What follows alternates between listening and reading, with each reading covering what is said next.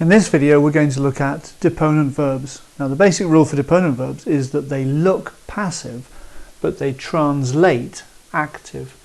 So the first thing to do is possibly to look back at our active and passive sentences and try to remember what an active and a passive sentence looks like. An active sentence, we traditionally have a subject, we have an object, we have a verb, and we would translate that subject, verb, object, the slave watched the girl. Servus puellam spectabat, the slave watched the girl. With a passive verb, the structure would be slightly different. So we still have a subject and we have a verb, but we're not going to have an object in a passive sentence. Servus a puella spectabatur. Notice that a puella is a preposition phrase, so we can join that together. We're still going to go subject verb, but here it's passive, so the slave was watched, and then at the end of that goes a puella, preposition phrase, by the girl. And remember that the word a, or the preposition a, is a big clue to when you actually have a passive verb. Let's quickly remind ourselves of what passive endings look like. Our traditional endings, our active endings, ost, mustis, sunt, I, you, he, we, you, they. If we want to make a present or an imperfect or future passive, we just change ost, mustis, sunt to aris, ter, murmeniunter. Thus, amabat, he was loving, becomes amabatur, he was being loved. Notice that I have part of the verb to be in there, and I will often end with ed at the end. All I've done is change t to ter. T to ter. My next verb, monemus, to make that passive, I'm just going to change it to mer. So monemer, we are warned. Monemus, we warn. Monemer, we are warned. Now in translation, the most common passive that we find is the perfect passive. And it's very easy to spot because it comes in two parts. It has the past participle plus the verb to be stuck on next to it. Because this is the perfect tense, the most common one, I have the present tense, the verb to be. So amatus sum, I was loved.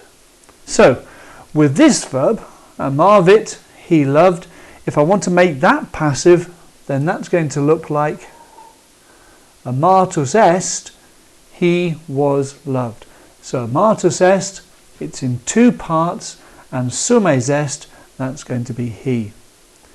If I want to turn monoerant into the passive, well, the same thing, it's going to be in two parts, moniti sunt, they were warned. So it's very easy to spot the perfect passive. So deponent verbs look passive but are active. And here I have the principal parts of two verbs. Kuro, I run, and sequor, deponent verb, meaning I follow. Kuro, present tense. Sequor, well, it has a passive looking present tense, but it still means I follow. Currere, or currere, to run, but sequi, a passive infinitive with an I on the end instead, meaning to follow. My perfect, kukuri, I ran, so that's going to be the beginning of my perfect tense, and here, secutus sum, I followed. Now, kuro has a supine as well, it has cursum. Sequor, well, the supine has already been used in the perfect tense, so they don't bother having a fourth principal part because it would just be secutum at the end. So if we translate these verbs then, we run, I'm going to use my present tense, kurimus. Active ending, kuro, kuris, kurit, kurimus.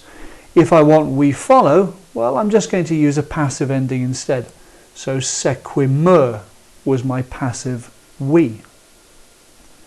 To run, well, to run is the infinitive. So curari. To follow, well, the second principal part is still the infinitive. Just because it's a deponent verb doesn't change that. So sequi is going to be the Latin for to follow. My most common translation tenses, imperfect and perfect. So we were running, imperfect tense.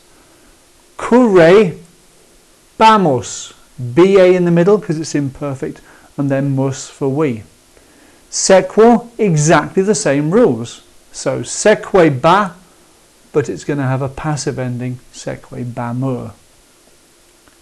When I look at we ran, well, that's perfect tense. So now I need to use my perfect stem. So kukuri, with my we ending, is going to be kukurimus. But here, very clearly, my perfect tense is secutus sum. So for we followed, then just like amatus sum, I'm going to have secuti sumus. Secuti, just because it's become plural instead. Secuti sumus, we followed. So if I look at sentences then, the sentence structure for a deponent verb is going to look very, very similar to the sentence structure for an active verb, that I'm going to find myself with a subject, an object and a verb. The slaves were watching the girls. Subject, object, verb. And even though I've got a passive ending for my second sentence, because sequor is a deponent verb, then I still have exactly the same structure. The slaves were following the girls. Now, this might be confusing, but luckily in Latin, there are actually very, very few deponent verbs. And these are the only ones we're going to need to learn for GCSE.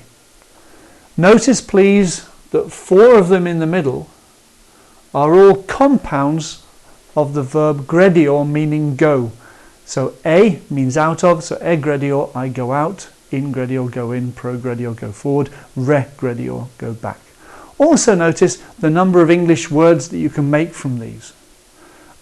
Progression, regression, coming from the supines. Things that go into a recipe are ingredients. Someone who is suffering, we would describe as a patient. When you suffer a lot, you have passion, I-O-N. Mortuary is where they send dead bodies. And you might know the poem Dulce et decorum est pro patria mori. It is a sweet and fitting thing to die for your country. Pro patria mori. Proficisco, well, it's not so easy, but sequor, well, we get sequence from this.